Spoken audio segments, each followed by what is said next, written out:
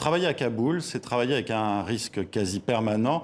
Quel est l'impact sur votre quotidien? Êtes-vous toujours sur vos gardes? Oui, on peut dire qu'on est toujours sur nos gardes quand on sort de chez nous et qu'on doit aller en reportage.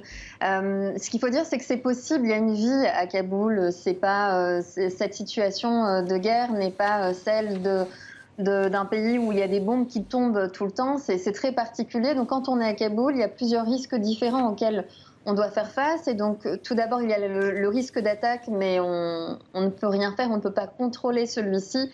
Quand on travaille dans ce genre de pays, on accepte de travailler avec ce genre de risque. On est vraiment, en revanche, très, très, très prudent en ce qui concerne le risque de kidnapping, puisque quand on est étranger, dans ce genre de pays, donc en Afghanistan et surtout à Kaboul, on s'expose, le risque de kidnapping est très important, donc parce qu'il y a beaucoup de groupes criminels également qui revendent ensuite les otages aux groupes armés. Donc en Afghanistan, ce sont principalement les talibans et le groupe État islamique.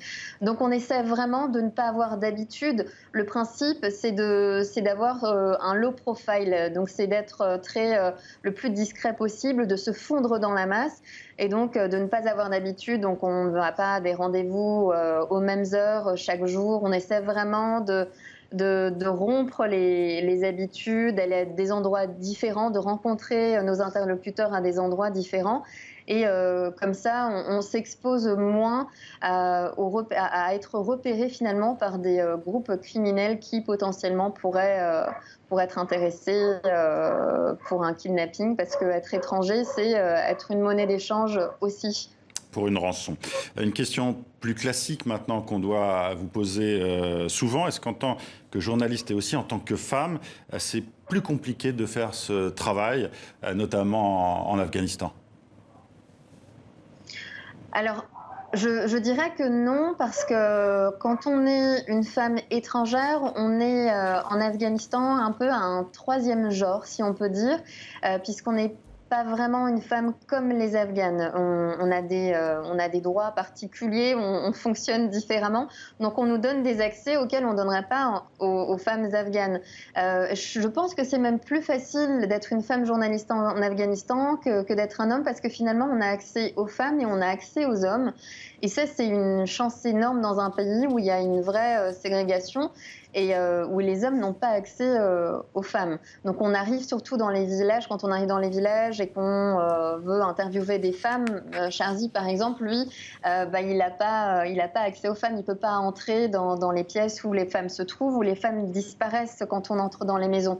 Alors qu'une femme seule, elle aura accès aussi bien aux femmes qu'aux hommes. Donc c'est plus facile, je dirais. Il y a une dernière question que je voudrais vous poser. Il y a ce poids psychologique aussi. Travailler dans un pays comme l'Afghanistan, ce n'est pas anodin. On est en plein dans une zone de conflit. Il y a des pourparlers de paix, mais qui semblent au point mort, qui ont commencé le mois dernier à Doha. Je pensais aussi à votre reportage sur la maternité de MSF aussi. Comment on fait pour traverser ça, où il y a beaucoup de douleur autour de vous? Vous voyez des gens qui vont mal aussi. Comment on fait pour essayer d'aller bien, tout simplement, et de pouvoir faire son travail?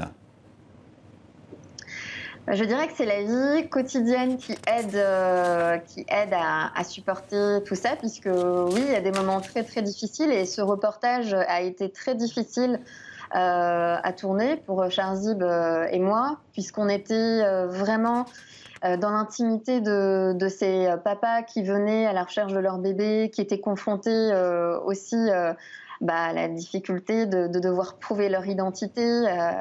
En Afghanistan, c'est très compliqué. Tout le monde n'a pas de carte d'identité. Donc les papas qui venaient récupérer leur bébé devaient apporter leur pièce d'identité, qui est une feuille en fait, souvent avec une photo et quelques éléments de description, donc la leur, celle de leur épouse, et puis ils devaient venir avec un wakil, c'est un représentant local, pour prouver leur identité. Et quand ces papas venaient de perdre leur épouse, ils venaient de les enterrer, et donc ça c'était vraiment difficile. Mais je pense que c'est la vie quotidienne, c'est le fait d'avoir des amis, c'est ça qui vous aide en tout cas, discuter. Sonia Ghazali. C'est ça qui Voilà, vous aide. c'est de maintenir une vie normale.